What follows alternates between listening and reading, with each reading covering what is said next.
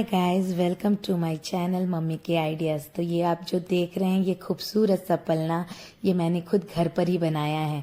जी हाँ, कुछ decorative items मैंने यूज़ किए हैं और थर्माकोल यूज़ किया है। बस इन सारी चीज़ों से ही मैंने इतना खूबसूरत पलना झूला लड्डू गोपाल के लिए अपने घर में ही बनाया है। जन्माष्टमी बस पास में ही है, तो चलिए आपको मैं बताऊंगी कि ये इस तरह का सुंदर सा खूबसूरत सा झूला आप भी घर पे बना सकते हैं। बहुत सिंपल है, सारी चीज़ें आपको डेकोरेटिव आइटम्स आपको मिल जाती है रेडीमेड, और थर्माकोल भी इजीली अवेलेबल है मार्केट से।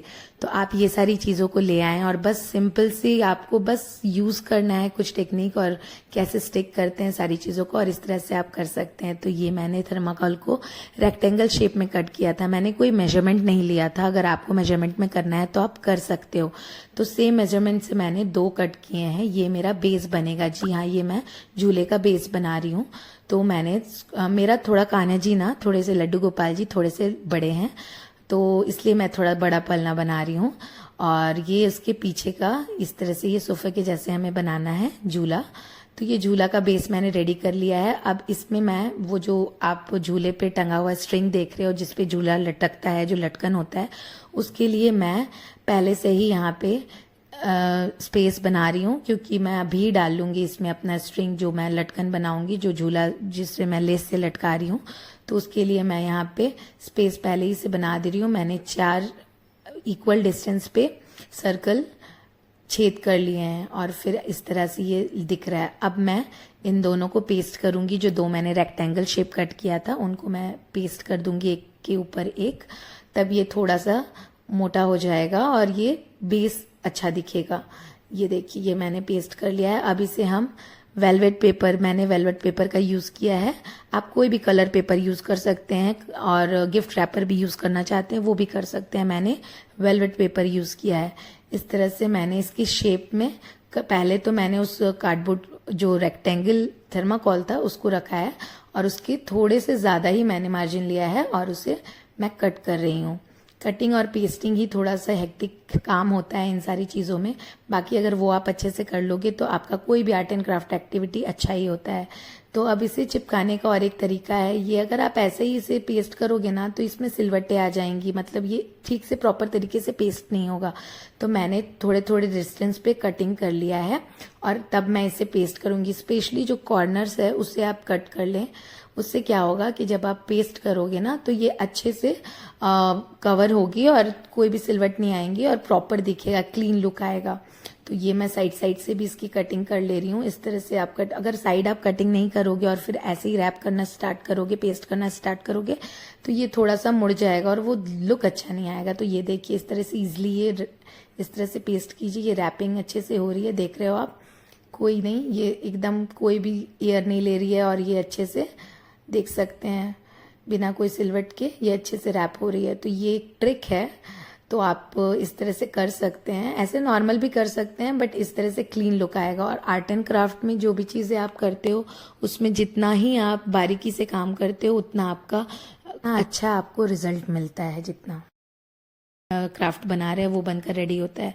तो ये देखिए, इस तरह से मैं इसे अच्छे से पेस्ट कर ले रही हूँ और ये मेरा पालने का सीट रेडी हो गया है। झूले का जो नीचे वाले पार्ट होता है वो, अब ये मैं इसके ऊपर के पार्ट को भी कवर कर लूंगी। सेम वे में मैंने किया है, वेलवेट कवर ही लिया है मैंने, थोड़ा सा ज्यादा उससे मैंने मार्जिन लेकर इसे कट कर लिया है और उसे सेम वे में मैंने पेस्ट किया है।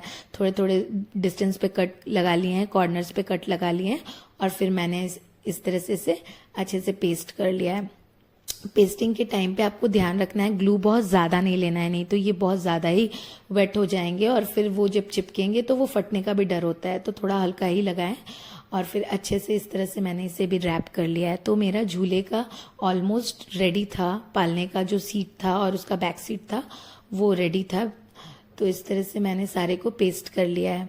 बस छोटी छोटी बातों का ट्रिक आपको फॉलो करना है, और जो एक्स्ट्रा है उससे मैंने कट कर लिया है क्लीन लुक देने के लिए। तो ये देखिए, ये मेरा बेस रेडी हो चुका है। बस अब क्या, अब ये कुछ डेकोरेटिव आइटम्स मैं यूज कर रही हूँ। उसमें मिरर है और मोती हैं। तो जनरली मैंने अपने पालने को मिरर और मोती से ही सजाया है। मुझे मोती का वर्क बहुत अच्छा लगता है, तो इस तरह से मैंने स्टार्ट किया था। बट जब मैं हैंड से कर रही थी ना, मुझे बहुत प्रॉब्लम हो रही थी। तो यहाँ पे मैं एक ट्रिक बताना चाहती हूँ।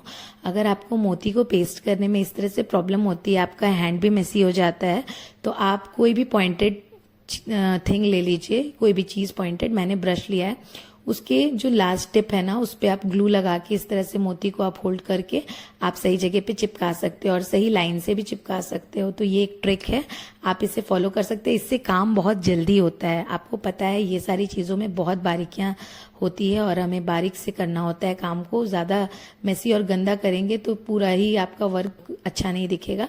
इसलिए ये छोटे छोटे टिप्स एंड ट्रिक्स आप यूज कर सकते हैं। तो इस तरह से मैंने जैसे ही इसे यूज करना स्टार्ट किया, मेरा वर्क बहुत जल्दी जल्दी हो रहा था और सारी चीजों को मैं लाइन पे से भी अरेंज कर पा रही थी, आप देख सकते हैं। और जब मैं हैंड से कर रही थी तो वो प्रॉब्लम हो रहा था। फिर मैंने स्टोन लिया, ये स्टोन आता है, ये एक लेस के जैसा आता है। आप किसी भी पैटर्न में आप उसे यूज कर सकते हैं। तो मैंने बॉर्डर दिया था मोती के ऊपर। तो पहले मैंने सोचा कि पहले सारे मोतियों को मैं पेस्ट कर लेती हूँ, उसके बाद मैं उस लेस से बॉर्डर दूंगी। तो इस तरह से मैं इसे पेस्ट करती जा रही हूँ सीधी लाइन में। इस ब्रश से क्या हो गया है, काम थोड़ा इजी हो गया है। इसके टिप से मैं इजीली इसे पेस्ट कर पा रही हूँ और चीजों को अरेंज कर पा रही हूँ एक लाइन में। अलाइनमेंट मुझे मिल रहा है। तो इस तरह से आप भी कर सकते हैं, ये इजी होगा। देखिए इस तरह से अरेंज कर लीजिए और पेस्टिंग में आपको प्रॉब्लम नहीं होगी। तो इसी तरह से मैंने चारों तरफ जो मेरे पालने का बैक सीट है उसमें मैंने मोती का वर्क किया है।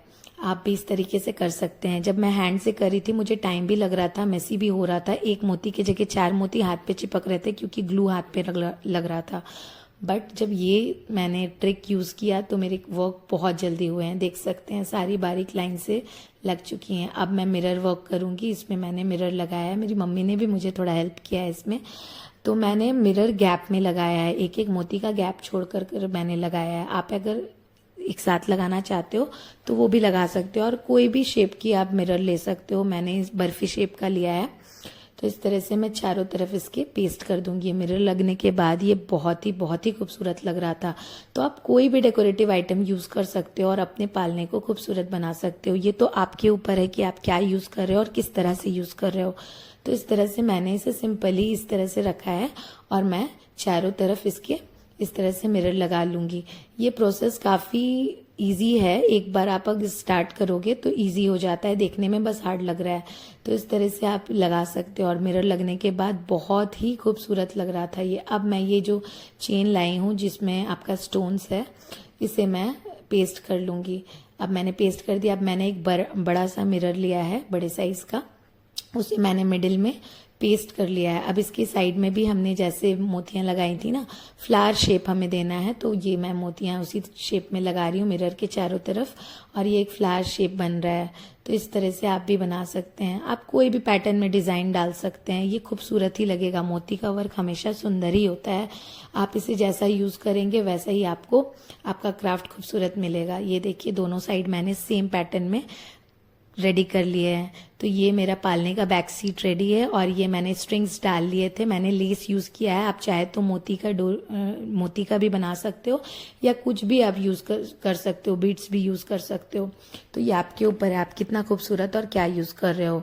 अब मैं सारे पालने का जो सीट है, जिसमें झूले का जो सीट है, उस पे मैंने वही सेम डिजाइन कर दिया है जो मैंने पालने के बैक सेट में किया है। तो चारों तरफ मैंने पालने का ये मोतियां लगा दी है। और इस स्टेप से ना, जब आप ये ब्रश से आप होल्ड करते हो मोतियों को और पेस्ट करते हो, काम काफी आसान हो जाता है और आपकी चीजें मेसी भी नहीं होती हैं। तो सारा मैंने कर लिया था। ये मैंने नीचे का बेस बनाया है, 2 थर्माकोल को मैंने कट कर लिया है रेक्टेंगल शेप में और उसे मैंने कवर किया है रेड वेलवेट पेपर से। और ये मैं डांडिया स्टिक यूज कर रही हूँ।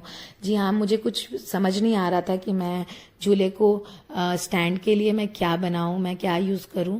तो मैंने सिंपली मार्केट से एक डांडिया स्टिक लाया है और मैंने उससे ही अपने पालने का स्टैंड बनाया है। ये देखिए, ये कुछ इस तरह से दिखेगा। नीचे से मैंने होल कर लिया है। होल करते टाइम ध्यान से धीरे धीरे करना है, नहीं तो ये पूरे फट जाएंगे। फिर ये मैंने लेस यूज़ किया है लटकन, ये बहुत खूबसूरत लग रहे थे। मैंने झूले के नीचे भी इसे लगा लिया है और ये देखिए मेरा झूला रेडी हो चुका है। कुछ सिंपल से ट्रिक्स आप यूज़ करेंगे और मैंने थाली भी उसी पैटर्न का बनाया है और मैंने मटका भी बना लिया था सेम। मैंने सब कुछ मैचिंग रखने की कोशिश की है। माखन बनाने के लिए मैंने रुई ऐड किया है और इस तरह से मैंने सारी चीज़ों को सजा लिया है। दिया बाती सब कुछ मैंने सजा लिया है सेम पैटर्न में। मिरर और मोती का वर्क ही रखा है। ये बहुत खूबसूरत है और आप भी बना सकते हैं सेम वे पे। और ये मैंने बांसुरी भी ले ली है। फाइनल मैं इसकी लुक आपको एक बार फिर से दिखाऊंगी, जब मैं इसमें अपने कान्हा को रखूंगी तो मैं दिखाऊंगी। ये बहुत खूबसूरत लग रहा था, आप देख सकते हैं। ये लग ही नहीं रहा था बनने के बाद कि मैंने इसे घर में बनाया है। और मैंने ये स्ट्रिंग लेस भी ऐड कर दी है झुलाने के लिए, तो बहुत खूबसूरत है। आप भी घर पे बनाएं और जैसा मर्जी, जितना सुंदर है आपको मन वैसा सजाएं। जैसा भी आप यूज़ करोगे आइटम, जितने सुंदर से आप उसे पेस्ट करोगे उतना ही सुंदर आपका पालना लगेगा। Thanks for watching my video और ऐसी वीडियो को लाइक करें और सब्सक्राइब करें। Thank you.